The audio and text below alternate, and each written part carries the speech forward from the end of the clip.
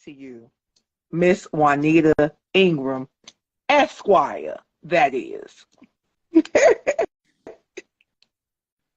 Good morning Oh, or how are evening. you? Good, how are you? No, I know. You know what? In this world, we really never know. I was sending an email this morning, Mm. and my morning was so hectic. Juanita, I sent the email, and I said, "Good morning. Can we talk this afternoon, honey?" One of my downstream partners said, "Lily, you do know it's 1:30." I said, "Girl, I didn't even know what time it was." Well, look, at least you sent the email, okay? Because half the time I have to check my draft boxes to make sure I don't dream. Because I will dream that I sent something and it will be sitting right there in the draft. So at least you sent it, you know? That's it. Okay, first of all, show that sash, girl. Show Well, I'm that trying to sash. push the camera back. There it is. And Mrs. Universe is on. Yay. Guys, I need everybody to drop a crown in the comments. Juanita was crowned Mrs. Universe Oh, thank by you. the Miss World Corporation. Yes. Congratulations. Thank you so much. Thank you. I appreciate that. Yeah, it's a long journey. I still have a hard time grasping that I'm the first Black woman to have this title. Yes, ma'am. And I'm just thankful for all of the support. So yeah, it's been a Yes. great journey. So, Juanita, first and foremost, because one Mhm, thing about, this platform, I tell people all the time, mhm. we're definitely going to highlight your accolades and what you do. But tell the people Mhm. who the woman is behind the sash and Oh, behind all of the many beautiful titles. oh wow. Thank you for asking. No one's ever asked me that. That is a great that is a great question. I am a wife, Absolutely. a mother of two, and a sister, a daughter. I am just Juanita, and I love to elevate others. I'm from Chattanooga, Tennessee, and yes, You, from Chattanooga, wait a Tennessee. minute. Do you still live there? No, but I go back every year. Yeah, I run Dress because for I'm like Success. I'm like 90 miles from Chattanooga. I'm in Uh, Kennesaw. my goodness! Oh wow, wow, wow. So you're close. There you go. I mean, but that's home. Yeah. So that's why I opened up Dress for Success in Chattanooga because it's home. And I'm born and No, raised in it makes Tennessee. sense. Yes, HBCU grad. I went to Tennessee State, and so I'm a Tennessee girl. Like I went to Tennessee State undergrad, University of Memphis Law School, and my MBA. So I am Tennessee through and through. And I tell people all the time I'm grits. I'm a girls raised in the South, and that's just who Yes. I am. At the heart of things, I just like helping other people. I like elevating women. I like telling marginalized stories and just putting a highlight on our journey. So that's the crux of who I am. This is okay. So, Juanita, because we're guys, she holds many titles. Yes. Okay. I need you to understand she holds many titles. And I'm gonna say this because I just said this yesterday and I'm gonna say it again because you are the epitome of this. Guys, let me tell you something. Juanita is a public figure. Okay. She's not a celebrity. Because see, No. there's a major difference there. Oh wow. Yeah.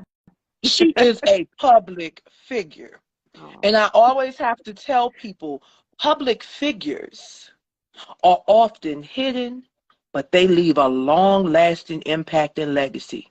So I'll Wow. take being a public figure any day. And Juanita, that is you. So I just Oh. had to throw that out there because I need people. I really feel that we live in a time when we really have to debunk some of these things that people tend to glean on because Mm. it's killing us as a people. And I know you're going to get there because Dress for Success is something that I think is also helping debunk some of these things. But Juanita, let's go Mhm. back.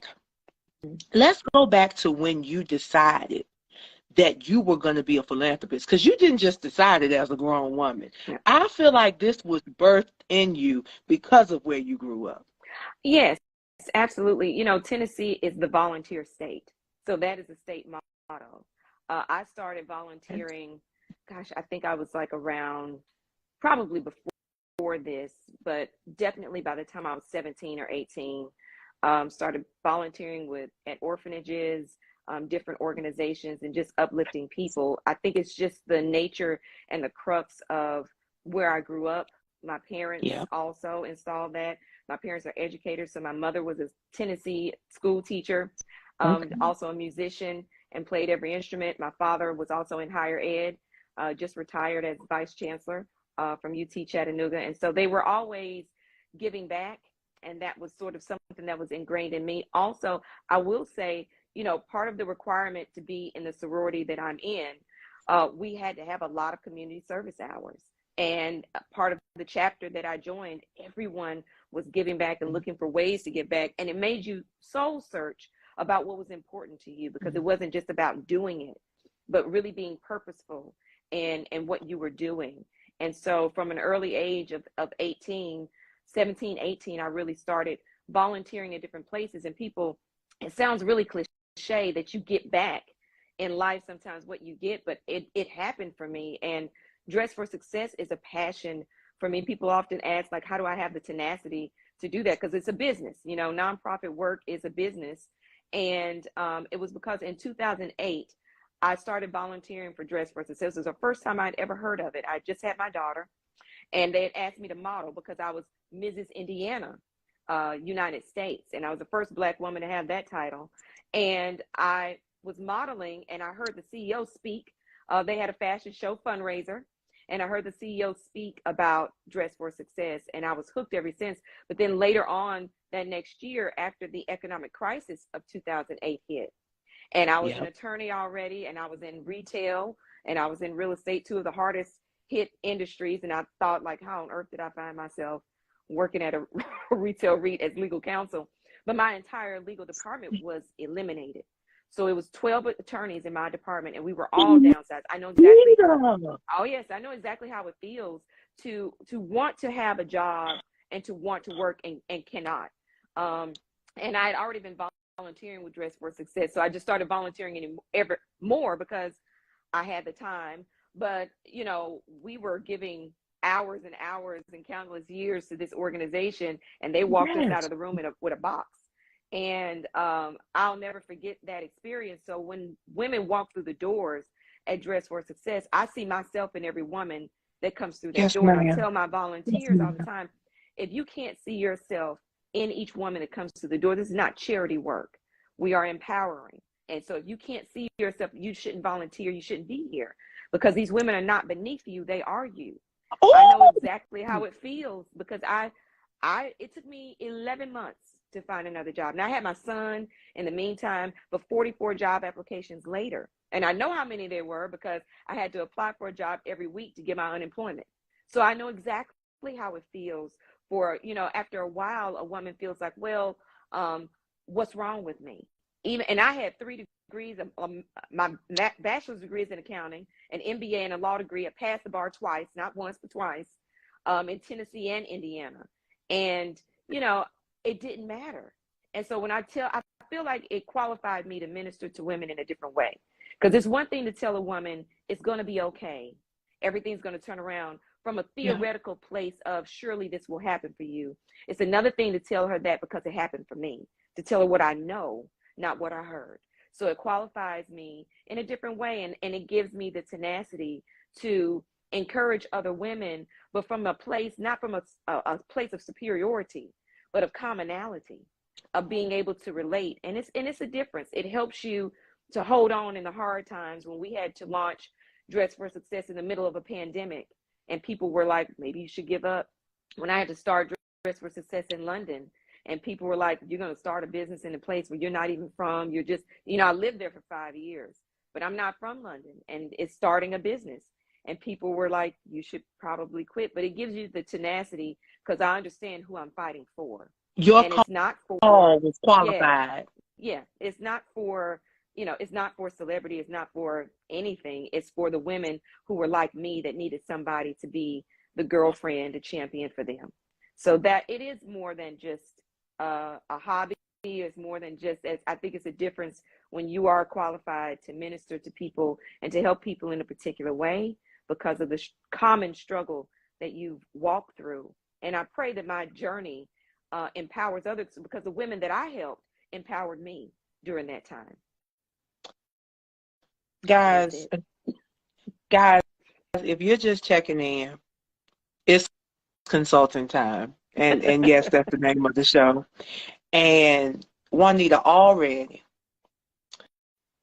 you have blessed me, and I know you've blessed the listeners. Mm-hmm. Now, I always say that I don't necessarily pair my guests. I let you guys pick your own date and time. Mm-hmm. So what does that mean? I don't plan the alignment. Right. But there is someone who prepares a place. That's right. Before me. That's right. Always. And because of that, this happens. Wow. Juanita, you already, and I was going to ask you, what was it about the things that you do? Because it's not just one. No. What is it about, serving, vulnerable populations? Because, see, I don't like to say underserved. No. Vulnerable, hidden, mm-hmm. Emerging. Yes. Those are my favorite terms, right? Mm-hmm. I was going to ask you that, but you answered that. So I want to go a different direction. And I want to know, what's one thing that this successful venture that you've embarked upon, what's one thing that you've done that you didn't expect? Oh, there have been a number of things. Let's go. I didn't expect. I'm here. Yeah. I didn't expect as an author for my books to empower so many. I didn't expect to. I received letters and notes in my inbox. One woman told me that she was going to drop out of grad school, but she read about my story and decided to stay in. And she was writing me on the day of her graduation of her PhD, and decided to stick to it because she read my story of how I had a guidance counselor that discouraged me and told me to drop out of law school because I had one rough semester, and told me all the things that I wasn't going to be. I would never pass a bar. No judge would want me. No company would want me, because I made 2 C's. Now, we know in grad school, a C is, you may as well make an F. You can flunk out of grad school, make it C's. And I went from the accounting discipline to the law, which is totally different. And the accounting, 1 + 1 = 2. And the law, I can argue it does, but maybe it shouldn't. It was a totally different discipline. And really having those notes of encouragement of what I call like real people. Like I appreciate everybody that follows me on social media. I appreciate all of the support and the love. What I really appreciate is the grandmother that messaged me after watching my show and said, thank you. I set my grandchildren down in front of your show. I didn't have to worry about what they were watching. And when I came back, they wanted to travel. They wanted to see the world. That's why I do it. I am really enthralled in the idea, and it empowers me because it's hard sometimes to continue this. My show is an independently produced show. I saved my salary my last year to finance it. And it's hard sometimes to continue to do that and to create, as creators, it's hard for us some days to continue to create. So I didn't expect the outpouring of support from real people to say, you affected and changed my life. And this has been over a span of 15 years when I first started doing pageantry. From 10 years ago, when I first went to, there are 2 different systems for Mrs. Universe. Everybody done. Pageantry is a business, so who owns the trademark matters. So I'm with the system that owns the trademark. 10 years ago, I went to the system. It was owned by a different company out of Russia, Belarus area, and it was a different experience. Okay. I'm working on a documentary to talk about that, but I won People's Choice, and they were like 1.4 million people voted, and I did not get called to top 15. And it was interesting. I'm working on a documentary to tell that story, but yeah, it was really interesting. And it's interesting how Black women are handled in this genre, especially as it relates to beauty. But I talked about, you know, that experience. I could have let that, and exactly 10 years later, I won. I could have let that determine and tell me, well, it's not meant for me. I felt like God had called me to be Mrs. Universe, but it's not meant for me. Though it tarries, it will happen. But it Oh, was 10 years later. And there are reasons why it happened now. I have a wonderful director. I'm having a beautiful year. This system, I could not, the Miss World Corporation, oh my gosh, they're just amazing. My director is amazing. But in that journey, those 1.43 million people left comments on their vote. And to have people in the Philippines and people all over in Ireland and all over the world to say, oh, you impacted me. When you came and spoke, it uplifted me. Sometimes we look for validation in the wrong places. And we're looking for people to validate us in a particular way. And I don't mean to over spiritualize things, but my father's a pastor. I grew up underneath the that's organ. what, let me tell you something. So I Let me can't stop you come right from there, a different baby. place. Baby, come right. Let me tell you one thing about it. That's who I Yeah. am. I can't So come from a when different you come place. here, you better give it to them, because guess what? A whole lot of the people watching us, they not gonna walk through the doors of their church because they done been hurt. Yes. So if we can help somebody as we pass along, if we can show somebody with a word or song, then our living will not be in vain. So you give it to them, baby. Yeah, Give it and to them. it was the reason why I wrote my first book was Winning with Christ. Because sometimes you can win with the Lord and lose in the eyes of man, but you won because purpose was born and seeds were planted, and you're still on the path that God has you on. And it is for a reason things worked out the way that it did. You know, I don't want to go too much into it because my documentary is called Beyond Beauty. And it's about the journey of, because people don't even know about Mrs. Pageants. You know, they don't even know that there's a Mrs. America, a Mrs. World, a Mrs. title. Because it's tiers. It's Mrs. It's not tiers in terms of importance, but, you know, people know teen, they know Miss, MISS, but they don't know anything about the Mrs. genre. And the journey to get to this crown was not one that was smooth. I didn't just wake up one day and decide, oh, I'm cute, I'm just going to go and win. No. And you know, they called my name and said, oh, the e-vote winner for Mrs. Universe with 1.43 million votes is, and at the time I was living in London, Mrs. United Kingdom. And I didn't even get called to the top 15. I didn't win. But so in this spectrum, in the eyes of man, but I was winning in the kingdom because somebody else's goals, journeys, and dreams are delayed. Somebody else is holding on to what they know God said in their life, or the dream that was planted in them, no matter what you believe, whether you think it's the universe or whatever you believe in, whatever higher power that you know.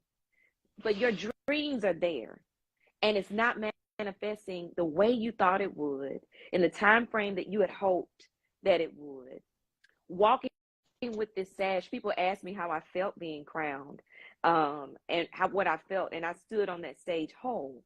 I stood on the stage happy. I really didn't care if they had crowned me or not. I came out of retirement.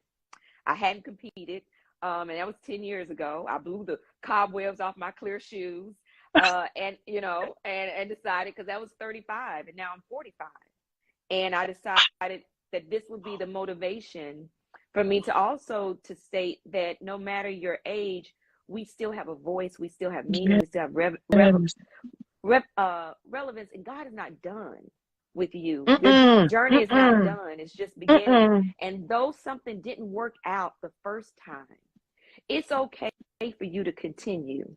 It's okay for you not to give up. It's okay for you to circle back on yourself, to not give up on yourself.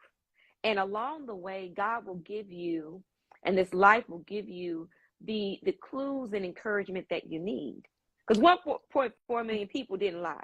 You know, sometimes you can win and not be crowned. That happens. But I'm a firm believer of storing up crowns in heaven. So I just got busy in the, you know, after that, focused on my purpose and working me, doing what I was called to do. And in due season, it would happen. It was perfect timing for the show. It was perfect time in my life. And for reasons I will reveal in the documentary, it was perfect timing for many other reasons. And like I said, I'm having an amazing year. My director is amazing. This system, because it's pageantry is a business. It's who owns the trademark. Absolutely. And the owners of this system are absolutely amazing. I would not have had this year had I won under that other system 10 years ago. I would not. It would have been very different. And I'll go into that in the you guys just hold tight. That'll come out at the end of the year. Gosh. But there are reasons. And so when we are delayed and things don't happen for us the way that we think that they should at that time, when it says all things work, all of it does. For the good. For the good, even when it feels bad. And it's okay to feel bad. It's okay to mourn the process and what you thought was going to be. I had to mourn the trajectory of my legal career when I first moved to London and had to quit my job in support of my husband's job, in support of his, I became a trailing spouse. But what that meant was I was being groomed for the federal bench, and the judge that was grooming me for that will tell you that to this day. But I had to take a step away, but I had to mourn that. In order for me to embrace what was in front of me, I had to mourn what I was leaving behind, and that's okay. That's okay too. Sometimes people tell you, oh, and don't feel bad. That's not human. That's not humanly possible. It's not natural. It's not normal. It's okay for you to mourn what you thought was going to be in order for you to celebrate what is and what's coming. It's a process.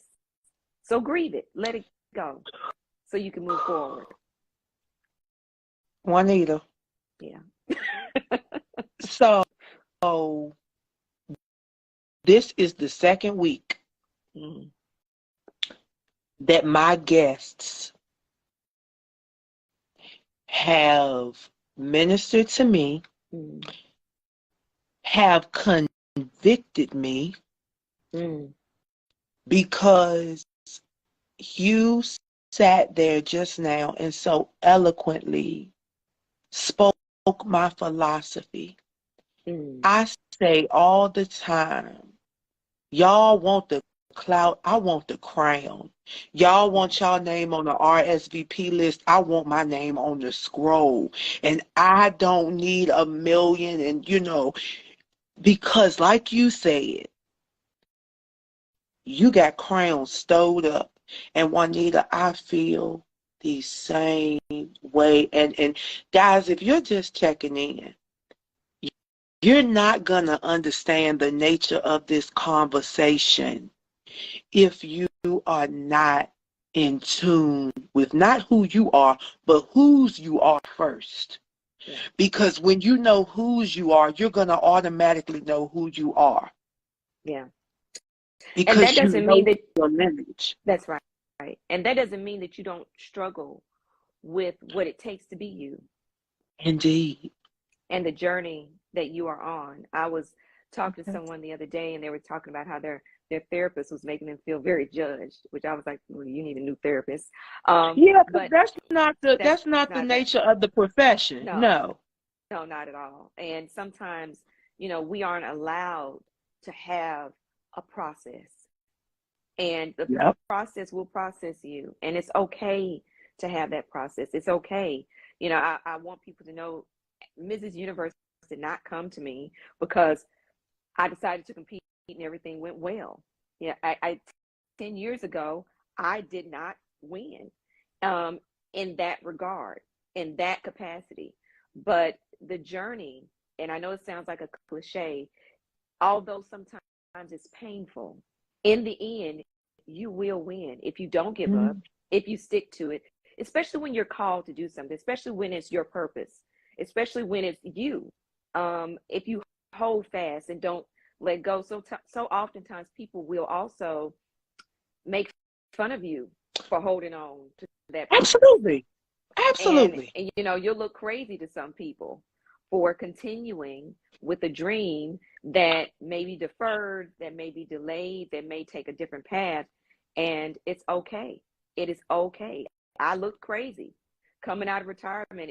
You'll see this season on the show. So my show, The Expats International Ingrams. You know where to go. I was just getting ready to say, all right, guys, I know y'all want to know about the 2-time Telly Award winning Amazon Prime. Docu-series? Yes, yes, yes. And look, girl, I'm gonna get real. This lash is bothering me, and I'm gonna take this Take lash it off. off I because have to do it all the time. Girl, let me it's tell too you what's early in so the bad. morning. You know, look, it get right here. It get the Yeah. itching right here. No, Well, what time is it it? is 8:30 in the morning here, so 8:23 in the morning. And I was trying these magnetic lashes. I don't mean to defer the conversation, but I was trying these magnetic lashes. It's too hot and humid here in Singapore. They don't want to have me be great, so it's fine. I But know. I understand.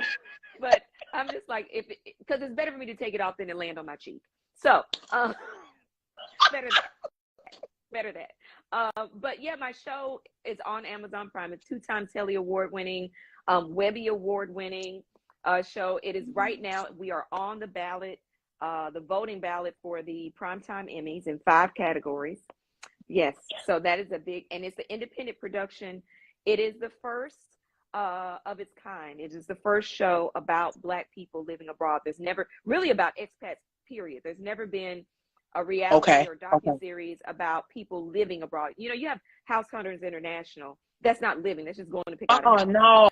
So, You do yeah, so you really just broke the it's mold. And guys, if you don't understand, there is a difference.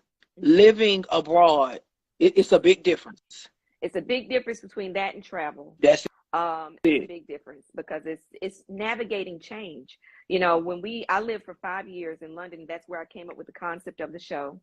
Okay. Especially for Black people. I was an entertainment lawyer. I had clients in the reality space. I was doing deals for them, negotiating things. I was on set in production, and I just observed that there was a niche that needed to be filled for us as Black viewers, as Black Yeah. people, and also as Black cast members. There's a show for everybody. I love all of reality TV because I study it. I study it for technical reasons now. I look at, the show very differently. Girl, And you so, have to, because honey, yeah, if you don't understand what's really going on, you will whoo. yeah. And it's, because I was on set so much and saw so much, so much of it is produced. It's nothing wrong with it. There's something for everybody. The problem that I saw is that there wasn't something for all of us because Black people are not a monolithic group. So the way that stories are produced, the way the shows are shown, our conflict, our strife, the way that we even handle conflict, we don't all handle it the same. And there's nothing wrong with anything that's out there. I'm a fan of all reality TV. I love it as an art form and a storytelling art form. But the problem is that if you only show a particular group handling life, conflict, even success in one vein, in one way, that perpetuates a stereotype. And that can be dangerous. I'll tell you, when I came up with the idea of the show, I was getting my nails done in London. And Uh-huh. it was interesting. It was one show that was out about Black sorority life. And I put my keys down on the table and I had my insignia on my keys. And this Uh-huh. Black British woman just lit into me. She was like, how could you be on that show? How could you, well, not me, but she was like, how could you all do that show? You're embarrassing us as Black women. You're supposed to be college educated. You're on there cursing and fighting. And why are you doing that? And I'm like, first of all, whoa, I'm not on the show. That's first. But it hit me because I was like, whoa, and we're not all behaving that way. But it hit me the impact that these shows have on us as a people and how we are handled and oftentimes mishandled on a global scale, only because there's only one way of seeing us, one dimensional.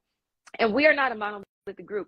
I fall out with friends all the time. We have disagreements. I've never flipped a table, never thrown a drink. Not that there's anything wrong with that, because I got cousins who will. I am. Listen. We all need those cousins.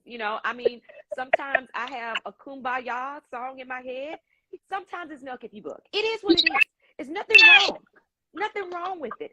But Black people are not monolithic. We don't all handle things the That's same right. way, and we That's don't all right. live it the same way. And so, I wanted to show the diversity within us, the diversity of who we are. And Yes. so Amen. there wasn't something that was doing that. We certainly had never seen. And as a filmmaker and storyteller, you want to show Yes. what hasn't been seen, the stories that haven't been told. So there had never been a show about people living abroad and making the transition from their home country to the next, and certainly not from the Black lens. when I was living in London, we used to do what was called Soul Food Sundays. We would do a potluck and rotate amongst all the Black people's houses. One day we were celebrating this family going back, and Frank Beverly and Mays was playing in Beyonce. And it was like 35 of us.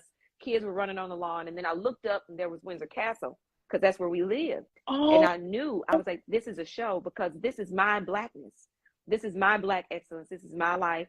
This is my reality. And I looked around and everybody was a vice president, a director, military, doctor, lawyer, Indian chief. And this was my reality. And no one had ever seen that. No one ever shown, and normalized happy Black people, normalized successful, what success looks like for us in a different way. Not everybody is going to be an artist or celebrity or a basketball player in the NBA in order for you to be successful. Some people are just going to go to college and work hard and be entrepreneurs and business people. Some people are going to be military. Now you have digital nomads. We have 12 other expats, Black people, on the show and showcase their journey, what their lives look like. I had to get approval from the Pentagon to get these military families on the show, and I got it, because we are showing Blackness in a different way.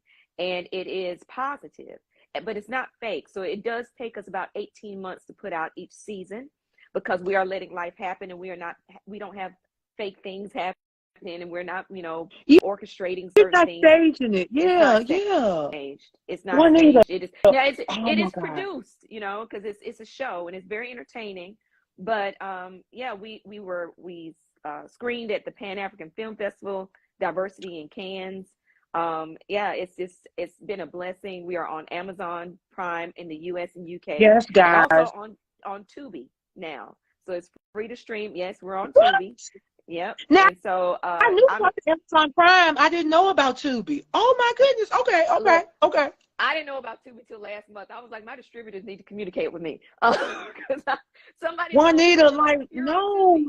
Yeah. This is. And it's. I just wanted to show Black children living in different countries and speaking different languages. And everybody's going crazy about this clip I put on from the show. My son, for his birthday party, asked me. I was like, what do you want to do for your birthday party? I didn't know he was going to be like, oh, I want a yacht party. That's normal here. Going on a yacht is like going to Chuck E. Cheese here. But normalizing Black people in international spaces and normalizing us navigating through this world in a way that's different. I love Chris Lee Knows Best, even though Todd Chris is in jail right now, and I know he needs to pay his taxes. I get it. But Chris Lee Knows Best was a great show. I mean, but it was a great show. I wanted to hang out with the grandmother. I think it was hilarious. I think it's funny. I think the structure of the Kardashians is amazing. These are blueprints of shows where life is just happening, where there isn't always an internal conflict. I think the problem in the structure of unstructured television is that there's always an ensemble cast, and then there's always an orchestrated conflict. So they look for the high stakes, and what's interesting to them is seeing us be conflicted with one another. And that's sort of the produced and orchestrated aspect of it. But what if you allowed us to just be, because life is dramatic enough, moving abroad and moving your family and learning new languages. And I tell people all the time, Mandarin is a hard language. This stuff in Taiwan I ate, I still don't know what it was. It was good, but I still don't know what I ate, and there are things, just navigating through change, identity crisis that you have as a wife who's following, or a husband who's following their spouse for their job. And here you are in a new country with no friends, no sense of purpose. Here it is, and so you show these different aspects of Blackness, because we are full dimensional human beings with real stories. And we got some hate from season 1 from interesting people, because not everybody likes seeing happy Black people. I didn't anticipate that.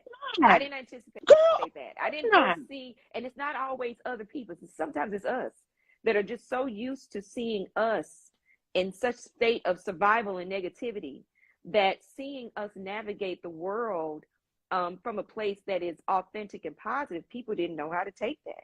Like, what do you mean that, is this These people are, Anita, I know yeah. you. Let me tell you something. I know you're telling the truth because a couple of months ago, I made a conscious decision. You know, we're always getting invited to come to this event and that event, right? And I'm in the Atlanta area, so you already Right, know. right. And so I said, you know what? I was like, this space is not for me. Mm. I need to be home coordinating things. The team can go out, and do whatever. And do you know, about a month ago, someone said to me, are you coming to such and such event? You know, such and such is going to be there. And I was like, I don't see the purpose. Do you know what that person's response to me was? What? Well, I just hope your spirits get lifted. I said, what? Something is wrong with me because I don't want to be at every event taking pictures on red carpets with people that I don't know. What is that doing for me? Yeah. I got real work to do over there in my office. Yeah.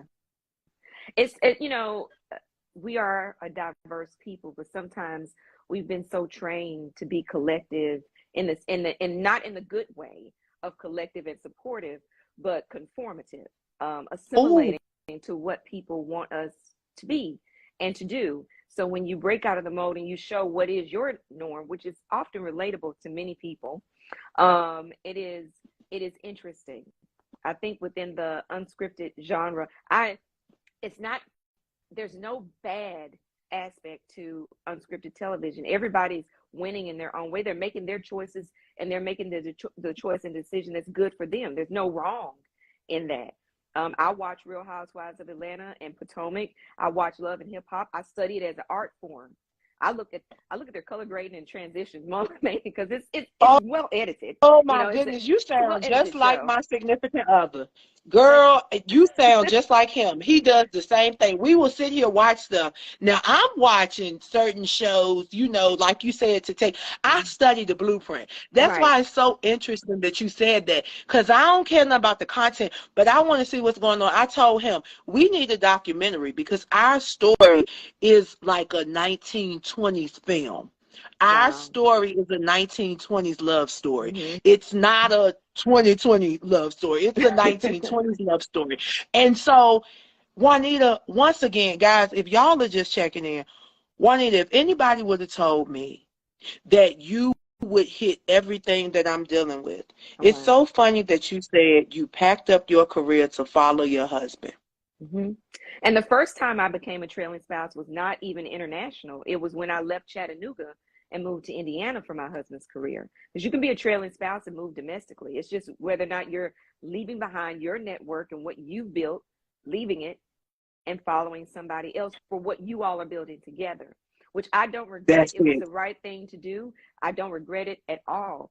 The journey of finding my new identity and really giving myself permission to be the fullness of everything that I already was, but I just hadn't given myself permission to do that.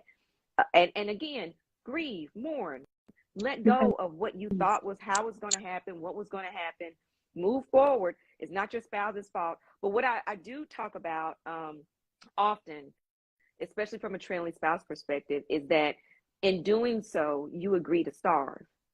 And what I mean by that is, like my husband's career, there's no aspect of him that he's starving. He's feeding all of himself. He's got his career. When he walks through the door, it's daddy. He's feeding the fatherhood, all of that.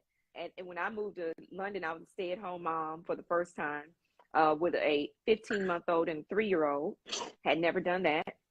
And I remember hearing the sound of the gravel underneath the tires as he pulled out of the driveway. And I was like, secretly inside, like, wait, don't leave me.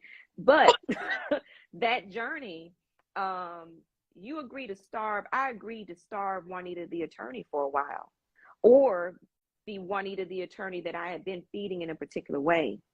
And so I had a friend who was a producer in London. She had moved to Taiwan, and her daughter was 4, and her husband had come home one day and said, well, you have a great life. I don't see what you're complaining about. I mean, you get to spend so much time with our daughter. I wish I could spend more time with her. You're at home all the time. What's the problem? And I said, you need to remind him that you agreed to starve. So you are starving the TV producer that you once were, and you agreed to do that. What you cannot do is blame your spouse. It's not their fault. Amen. With Tell it, starvation Juanita. comes, because I've Tell been it. there, done that. And it's not their fault. You agreed to starve. But with starvation comes hunger pains. And sometimes I'm going to be hungry. Now, I'm going to feed the other side of myself and feed other places. But sometimes That's that right. reminder of what I gave up in my process of grieving, because grief is a cycle. And you come out on the other side, but it's a process. There are days when the leading spouse is going to have to give a bit more grace, a bit more tenderness, a bit more caring, because they're not hungry. You have agreed to starve, and that is your journey. That is your process, and it's okay. You know, some days, though, it's like the Snickers commercial. You might look in the back seat. I might be Aretha Franklin. I'm not the same person because I'm hungry. Girl, I'm starving. listen, look. I'm looking at my colleagues become judges, and I have to keep in mind that one day I might have a judge show, and my journey is going to be different, and it's okay. But in that process, you do agree to starve as a trailing spouse, at least for a season. And it may periodically come up, but what you choose to do with those hunger pains and how you choose to feed it is the beauty and the journey of the newness of what's waiting in front of you, instead of holding on to what's waiting behind or what you gave up behind you. And so it's pain versus purpose. That's a process, though. So the leading spouse has to understand that's a process. You got to show a little bit extra tenderness because you aren't starving. And I agreed to. And in the partnership of life, I wouldn't give that up. It was tough. You know, we went through some interesting times, me and Mr. Ingram. Went through some interesting times. Shout out to Mr. Ingram. I tell everybody, you know, Mr. Ingram, honey, is my husband. He's my sugar daddy. He's my number one sponsor at times. You know, it's just, he's everything. And the process of going through my process him, his process me. That's partnership. That's life. That's marriage. That's marriage, you know. So, but we come out on the side. He's so good for TV too. He's not really in this second season that much because he's busy. But first season, he was such a great supporter, and he's hilarious. My husband and I have a really good balance. I thought he was going to be boring and flat on television. I didn't know he was going to come alive like that. He is so funny. He's a little SpongeBob SquarePants. You know what I'm saying? He's a little corporate. I did not. Juanita, I'm trying to tell you, I'm listening to you. Yeah. And I'm reflecting because I say the same thing. I'm like, and then they can say something, and you like, where did that come from? Right. Exactly. I know. And it's been a beautiful process. But sometimes within the genre of unscripted television, and I don't say this in a negative sense, because again, I love it all. The problem is sometimes it goes to the place that it becomes toxic for us as a people and how we are portrayed if there's no balance. Amen. I remember, do you remember the show, the movie Django? Yeah. And so there's a scene, the Mandingo fighting, and they're, you know, after dinner, and they're sipping their drinks, and they're being entertained by these two black men fighting to the death. Mm-hmm. And sometimes I feel like in reality TV, it is a Mandingo fighting Django scene. Absolutely. And that they are very, very entertained by us fighting, and to the death of marriages, to the death of integrity, to the death of character, to the death of businesses, to the death of friendships, to the death of motherhood, and, you know, to the death of soul. And they're entertained, and it's entertaining, and it's funny, and it's not funny all the time. And it's not entertaining all the time. When there's no, and I know that may feel like an extreme, but when there's no balance in how we are portrayed in life, everything in moderation. Everything in moderation. It's that moderation piece, Juanita. Yeah. But you know something? Let's just be real. And I know you understand what I'm about to say. People don't want to accept that anything in excess is a sin. Yeah. So all these shoes all these shoe boxes that I'm sitting here looking at, trying to figure out where they're supposed to go, that's sinning because it's in excess. And the thing is, I'm aware it's an excess. Girl, Juanita, I can't even give myself no grace. Look, I'm a shoe girl. Okay. But Solomon had great riches. You know, God isn't against us being blessed. God said have life and have it abundantly. That means my shoe collection is what I claim in the name of Jesus. I'm a shoe girl. I'm not a purse person. But, you know, there's nothing wrong with abundance. You know, the modesty has its place as well. but there's nothing wrong with having an abundant life. Solomon was blessed with great riches. So Yes, was David, and he was a man after God's own heart. Proverbs 31 woman absolutely. flipped real estate. She was a fashion designer. She had helpers. She had maids. She was a multi hyphenate. Girl, And so there's nothing you better go wrong. on and bless me. Hey, I'm when you study the word, you understand. And I was just talking to my therapist, and it's Mental Health Awareness Month. Please go out and engage in every therapeutic Please. aspect that you can afford Yes. to fortify yourself. You don't have to wait until Yes. something's wrong.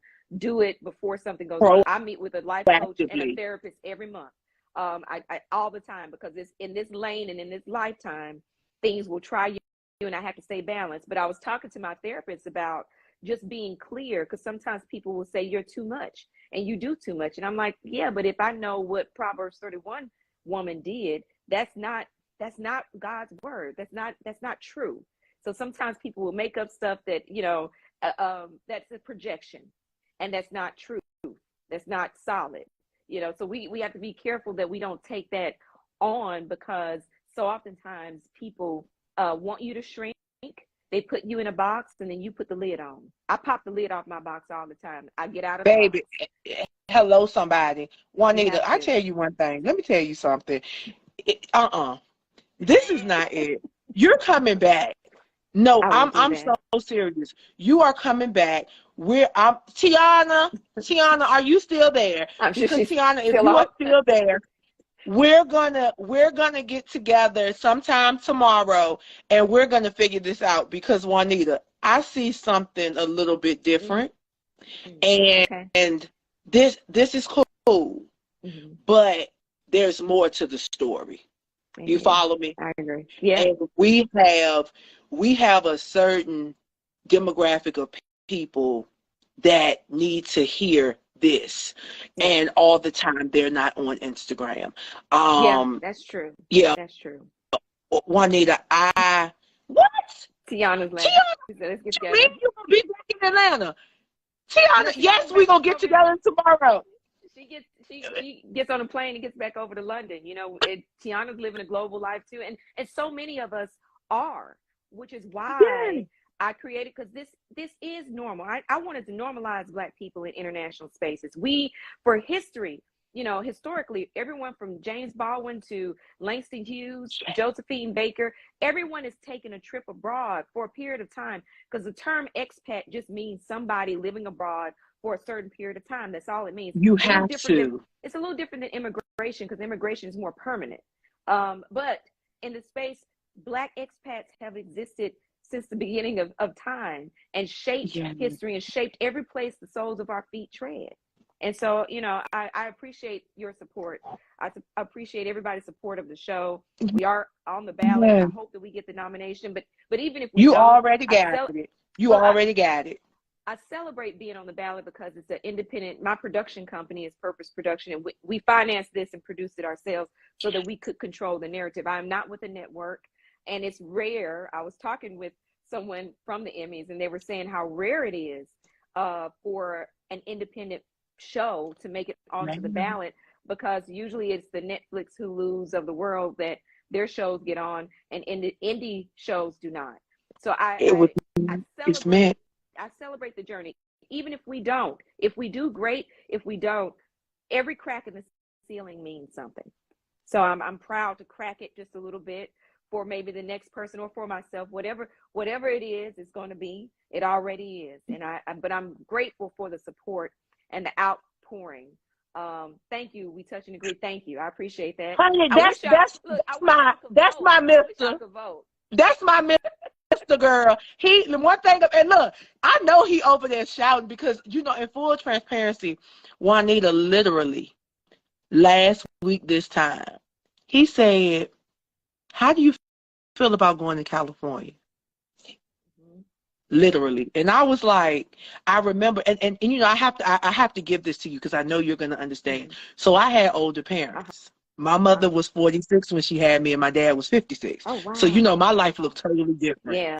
So, but in a blessed way, though, because they were wise. Amen. Yeah. So one of the things that I remember, my mother was a homemaker. Women of today think that this thing called submission is something negative. Yeah. I watched my mother manage a household while my dad, even though he did retire when I was 6 years old, That's a but blessing. That's a blessing, though. hallelujah. That's a blessing. Yeah. But still, he was the man of the house, and we knew he was the man of the house. But I often say he was the man of the house, but mama wore the pants. And the way she submitted to him was beautiful. And the way he respected and honored her positioning was even more beautiful. So, Juanita, I thank often you. say it is hard to talk about submission sometimes, especially in the generation in the world that we're living in.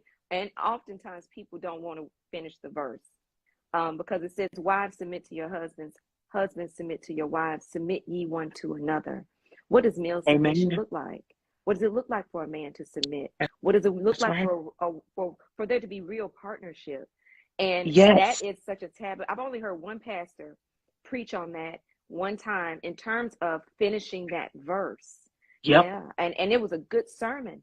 It was a really good conversation about the fullness of that verse and what it actually means. And we're not talking about emasculating men. We're talking about the fullness of actually having full submission from both parties, from both people. And it's really about submitting to God, because I don't have to worry about submitting to my husband, because if things get out of whack, I'm like, God, get your child, because God knows how to raise children. He does. He doesn't have grandchildren. He just has children. My husband is his son just as much as I am his daughter.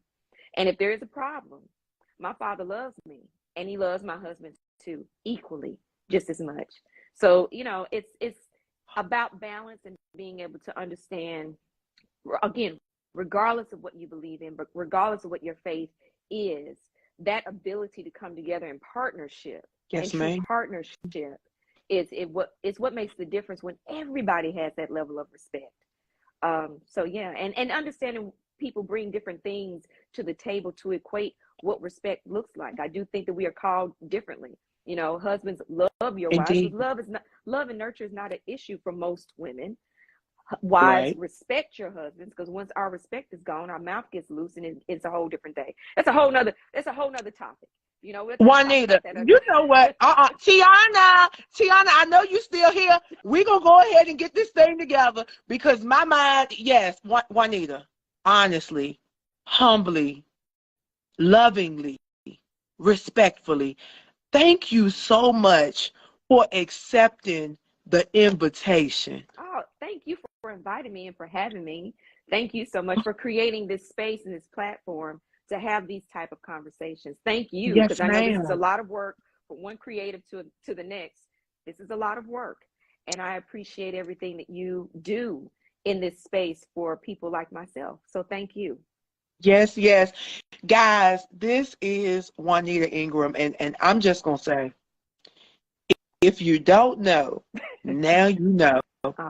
And you need to stay tuned, because there's so much more that's brewing. Juanita, we are related. We are connected.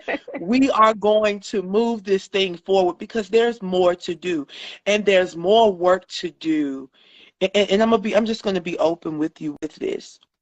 There's more work to do in this space where we begin to be comfortable openly professing our love for Christ. Yes.